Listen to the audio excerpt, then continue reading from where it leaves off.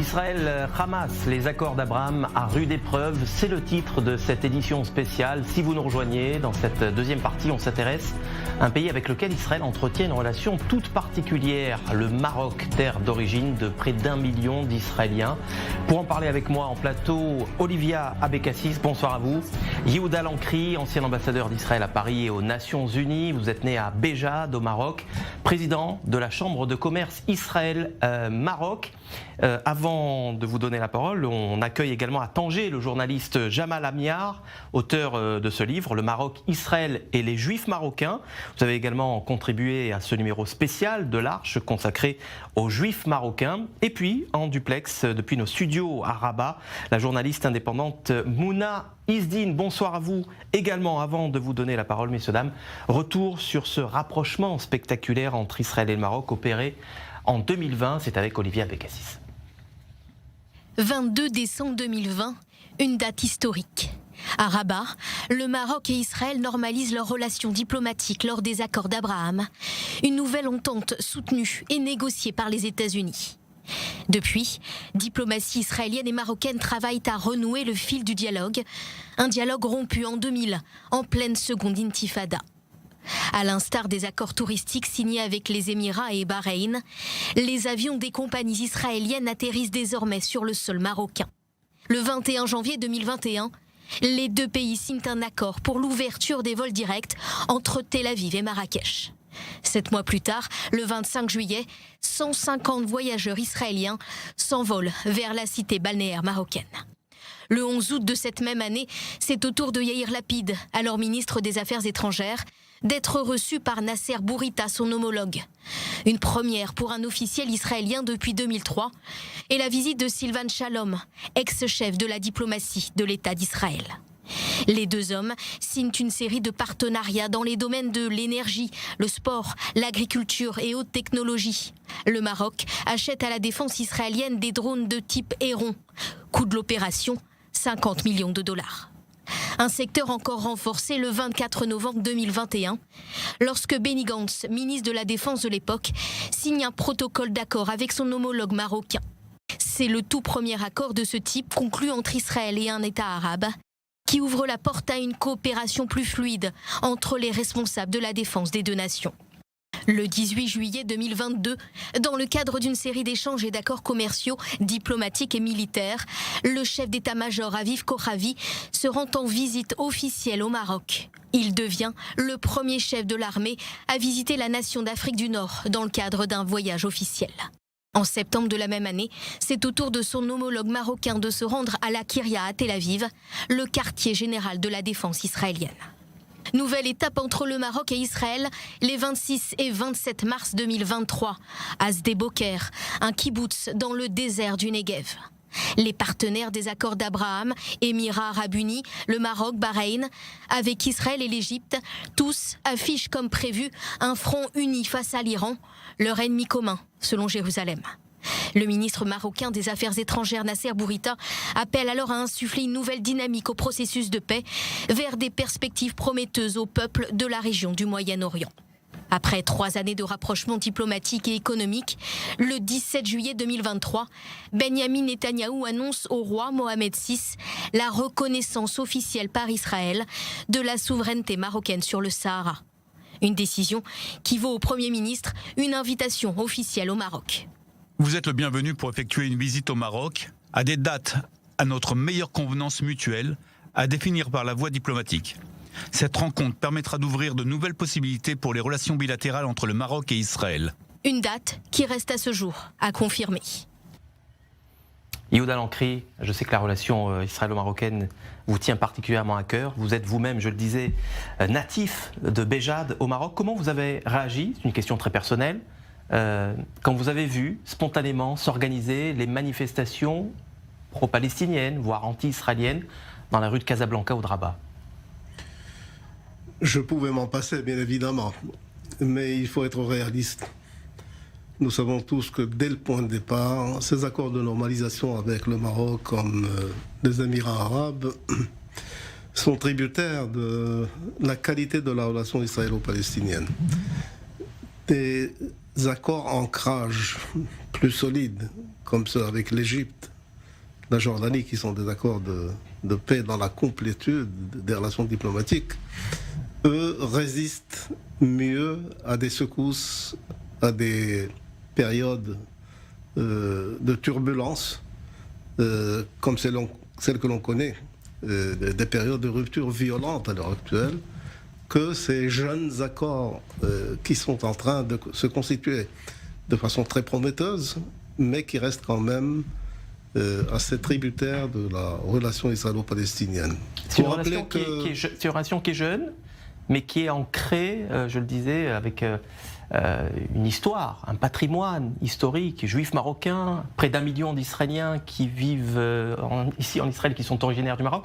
Est-ce que les Israéliens ne s'attendaient pas à un élan de solidarité un peu plus fort de la part des Marocains, au moins au 8 octobre, juste au lendemain des massacres? Bon, il y a la marocanité, c'est incontestable. Et les relations avec le Maroc, effectivement, s'enracinent dans ce socle d'histoire incomparable par rapport aux autres États arabes, notamment les Émirats arabes, qui ignorent tout de cette dimension particulière aux Juifs marocains et au Maroc. Alors, on s'attendait peut-être à autre chose, mais il y a les problèmes internes que le Maroc doit régir aussi. Il y a son opinion publique, il y a des partis politiques. C'est une monarchie très respectée par le peuple marocain, mais qui est une démocratie aussi, et qui doit permettre au peuple de s'exprimer. Alors, dans ce cas de figure, un parti politique qui s'est retrouvé dans la frustration totale pendant plus d'1 an, puisqu'il a été éjecté. Il a perdu le pouvoir. À plate Dans les couture, islamistes, d'ailleurs. Lors des dernières élections, a sauté sur l'occasion pour essayer de se refaire une santé. Ouais. Donc ça fait un effet de boule de neige. Mais l'essentiel, c'est que le bureau de liaison marocain est toujours ici. La liaison aérienne existe. Nous avons Elle a été suspendue pour l'instant. Oui, les liaisons aériennes ont été suspendues. Comme font d'autres compagnies, comme Air France. Ouais, seuls les Émiratis, d'ailleurs, ont maintenu les vols. Je vais me tourner à présent vers Mouna Ezdine, journaliste marocaine depuis nos studios à Rabat. Mouna Ezdine, bonsoir. Le Maroc fait donc face à un dilemme, on l'a bien compris, maintenir le partenariat bilatéral avec Israël, mais sans paraître en décalage complet avec une population qui, elle, semble avoir choisi son camp. Je ne sais pas si la population a choisi son camp. Parce que souvent on entend ça, alors que la rue marocaine n'est pas monolithique. Les gens qui sont sortis ne représentent pas les 40 millions de Marocains. Ils représentent essentiellement le parti d'El Adoul Ihsan, qui est islamiste, certains militants du PJD, et une partie de l'extrême gauche. Alors non, ce ne sont pas tous les Marocains. Il y a des Marocains, bien sûr, sympathisants de la cause palestinienne, mais je ne dirais pas que la rue marocaine a choisi son camp. Je dirais que la rue marocaine est divisée. Ouais. En revanche, elle est unie autour de son roi. D'ailleurs, vous remarquerez aujourd'hui, après le discours de Khaled Michal, qui était destiné aux militants du PJD, ouais, et qui a osé s'adresser aux Marocains en leur demandant de faire preuve de désobéissance civile, ouais, en réclamant l'arrêt des accords entre le Maroc et Israël, ce qui n'a été pas du tout admis par les Marocains, quelle que soit leur idéologie, quel que soit leur bord politique, parce que c'est une ingérence inadmissible. Ouais. Oui, un discours effectivement qui a fait beaucoup de bruit aujourd'hui au Maroc. Jamal Amiar, je rappelle que vous êtes l'auteur de ce livre, Le Maroc, Israël et les Juifs marocains, que vous avez contribué également à ce numéro spécial de l'Arche consacré aux Juifs marocains. La pression de l'opinion publique marocaine, est-ce qu'elle peut l'emporter sur cette relation privilégiée que Rabat a nouée avec Jérusalem depuis 3 ans maintenant ? La pression de la rue marocaine, bonsoir tout d'abord à vous et à vos invités. La pression de la rue marocaine va-t-elle faire céder la relation israélo-marocaine au jour d'aujourd'hui? Je ne le crois pas. Cependant, cela ne veut pas dire que la cause palestinienne et les images des bombardements quotidiens depuis 44 jours n'ont pas d'effet sur l'opinion publique, ça c'est sûr. La relation israélo-marocaine est basée sur des fondamentaux qui sont historiques, culturels, humains et de plus en plus dernières années, sécuritaires, militaires et économiques très forts. Ensuite, et sur le côté diplomatique, il y a le fait que le re-rétablissement des relations diplomatiques entre le Maroc et Israël est intervenu dans le cadre d'un accord tripartite entre le Maroc et les États-Unis d'un côté et le Maroc et Israël de l'autre. Et amener les relations maroco-israéliennes au jour d'aujourd'hui à la rupture signifierait d'abord risque de créer une situation diplomatique un peu confuse, et de l'autre côté, ça serait donner raison au Hamas, qui est un mouvement islamiste extrémiste, qui n'est pas voué à une solution à deux États et qui est plutôt voué au contraire à l'annihilation de la présence juive en Palestine.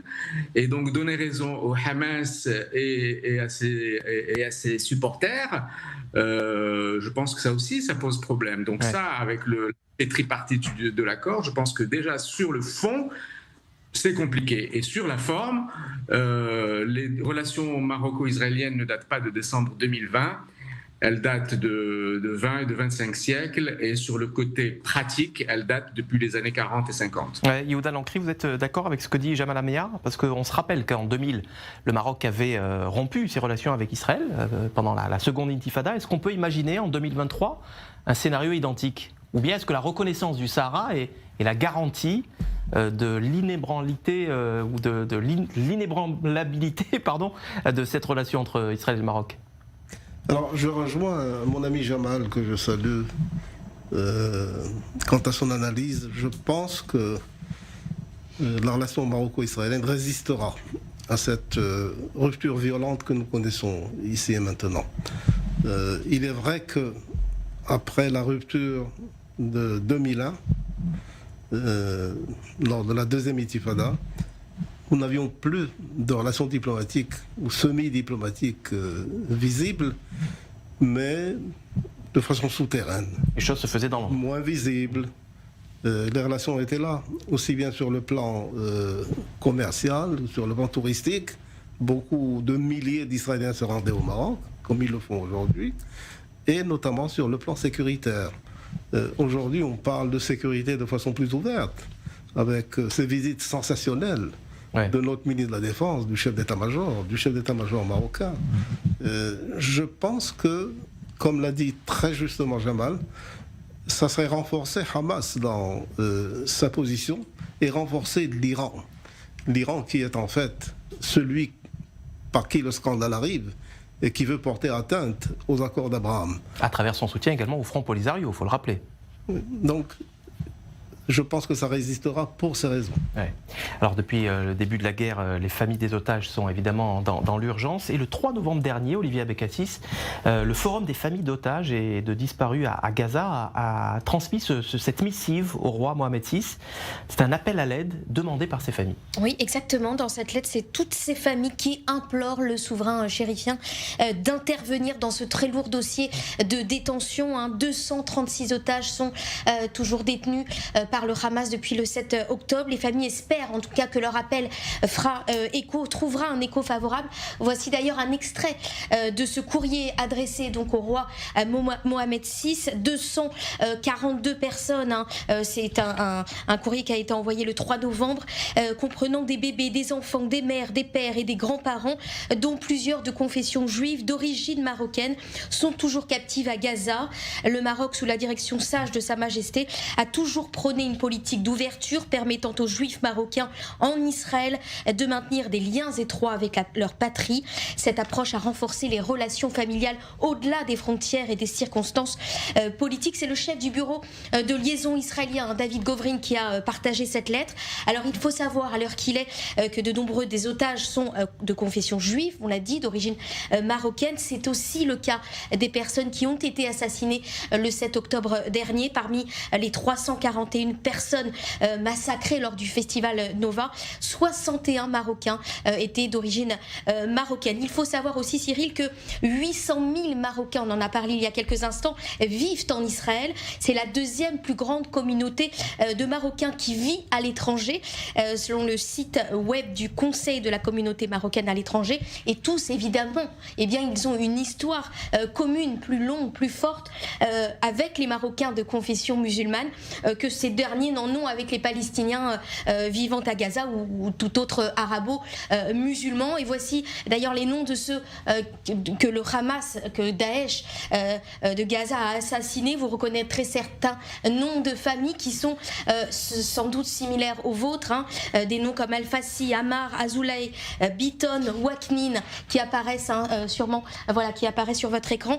Et dans leur appel, évidemment, eh bien, les familles soulignent le rôle unique du Maroc, plus particulièrement celui du roi Mohamed VI en tant que chef du comité Al-Quds de l'organisation de la coopération islamique dans cette promotion de la paix, de la stabilité dans la région. Et enfin, je terminerai par ce forum qui rappelle que les paroles du père de Mohamed VI, le roi Hassan II, qui disait qu'un juif marocain à l'étranger n'est pas un citoyen perdu, mais un ambassadeur de son pays. Ouais. Mouna Izdine, est-ce que le Maroc peut répondre favorablement à cette lettre adressée par les familles des otages? Est-ce que le Maroc peut jouer un premier rôle dans la médiation pour la libération des otages? Complètement, complètement. Vous devez savoir que il y a le forum des familles des otages, qui est une initiative purement citoyenne à but humanitaire. Il n'y a absolument aucun officiel ou aucun diplomate derrière cette initiative. C'est-à-dire, on espère que le gouvernement marocain répondra et que notre souverain répondra, qu'il pourra intercéder en faveur de ces otages, qu'ils soient d'origine marocaine ou pas, auprès du Qatar. Et on espère que de la même façon, le gouvernement marocain interviendra pour aider les Marocains qui sont toujours bloqués à Gaza au niveau du passage de Rafah. Et ça, c'est ce qui est formidable au Maroc. Ça montre qu'il y a à la fois des juifs et des musulmans qui font appel à leur souverain pour les aider et pour jouer un rôle dans la paix et dans le rapprochement des peuples dans la région. Ouais. Yehuda Lancry, est-ce que effectivement le Maroc peut jouer ce rôle de médiation?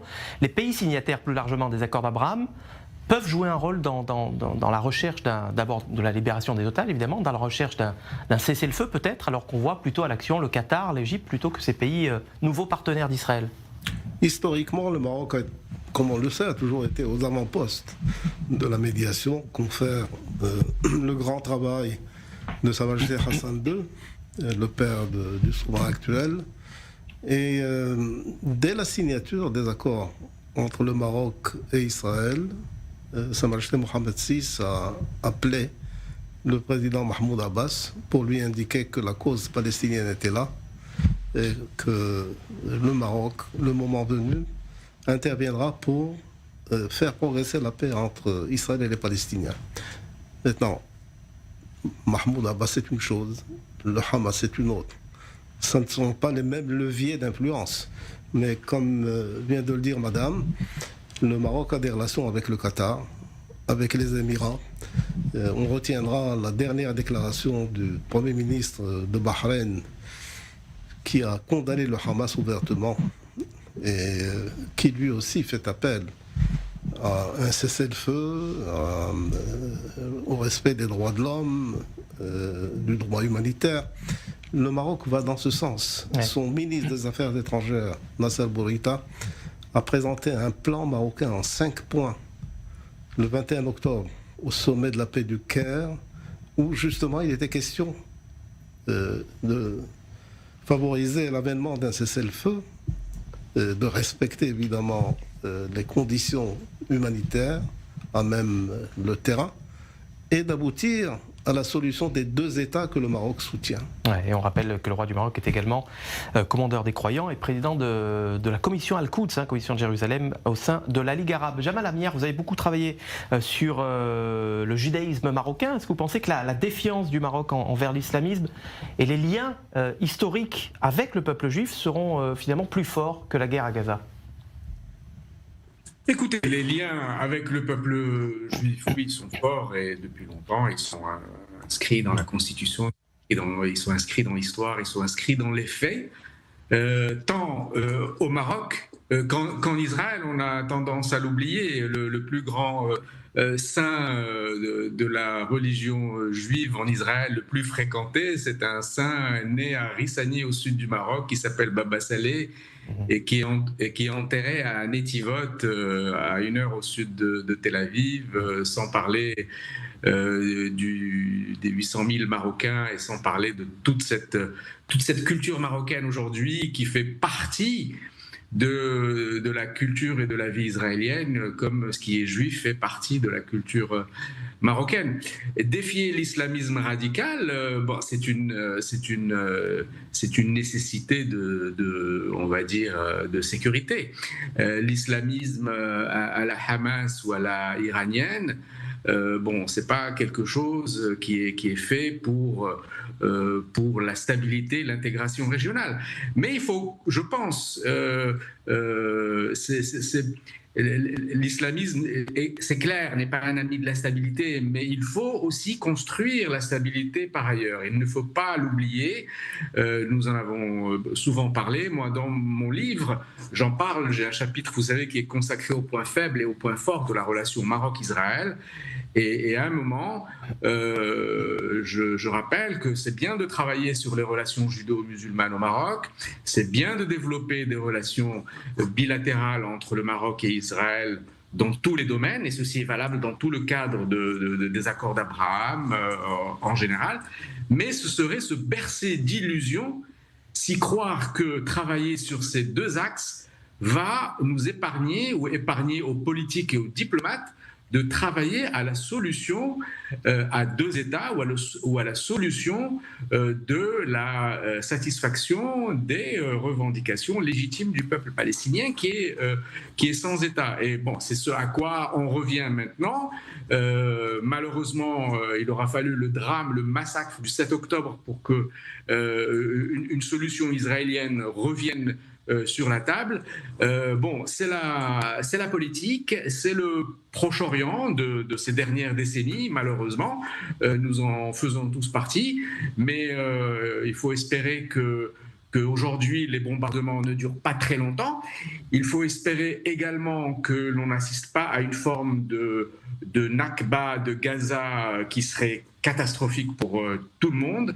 Là, ça pourrait devenir un peu difficilement contrôlé. Et il ne faut pas oublier, dernier point, tout simplement que les accords d'Abraham et la normalisation, c'est bien, mais l'objectif supérieur à la normalisation entre le Maroc et Israël, entre Israël et Bahreïn, entre Israël et les Émirats, et demain peut-être entre Israël et l'Arabie Saoudite, c'est bien sûr l'intégration régionale, la prospérité, etc.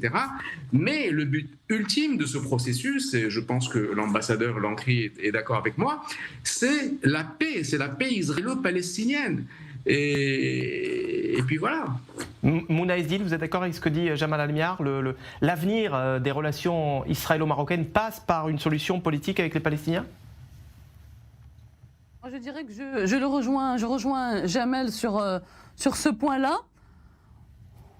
En tout cas, je pense que le Maroc doit garder sa position d'équilibre. C'est-à-dire, c'est une position qui a toujours été la sienne. Maintenir les liens avec sa diaspora juive, améliorer les relations avec Israël sur tous les plans, et en même temps travailler à une solution politique au conflit israélo-palestinien. C'est-à-dire, on ne peut pas nier la souffrance des uns et des autres, et il faut que le Maroc continue à jouer son rôle de médiation pour aboutir à une solution politique et diplomatique qui va éviter des guerres et des violences à l'avenir. Yehuda Lankri, on se souvient il y a quelques mois de cette déclaration de Nasser Bourita qui disait vouloir reporter le forum du Negev, d'une part suite à l'embarras face au gouvernement israélien le plus à droite que n'ait jamais connu l'histoire politique d'Israël, et aussi parce qu'il voulait élargir ce forum aux Palestiniens. Est-ce qu'il a eu raison de le faire? Est-ce que c'est visionnaire? C'est montrer la détermination du Maroc pour faire rallier les Palestiniens à la dynamique de paix. Je pense que ce forum est quelque chose de très important et que s'il arrivait effectivement avec l'accord des parties prenantes, d'abord les Palestiniens dans ce forum, ça serait un pas en avant tout à fait remarquable. Il est difficile d'en parler à l'heure actuelle, mais il faut savoir se faire réellement les visions pertinentes pour l'avenir, parce que ce conflit va durer un certain moment, il va prendre fin, il y aura peut-être une période de transition, mais il faudrait aller de l'avant et avoir des projets de paix aussi consistants que possible. Et le Maroc est un partenaire tout à fait indiqué pour ça. Merci Yehuda Lancry, Jamal Amiar à Tanger, Mouna Izdine à Rabat, Olivier Abekassis, merci d'avoir été avec nous en direct sur i24 News. On arrive déjà à la fin de cette émission consacrée à l'avenir des accords d'Abraham. Tout de suite, un nouveau journal présenté par Dora Ben Sapir.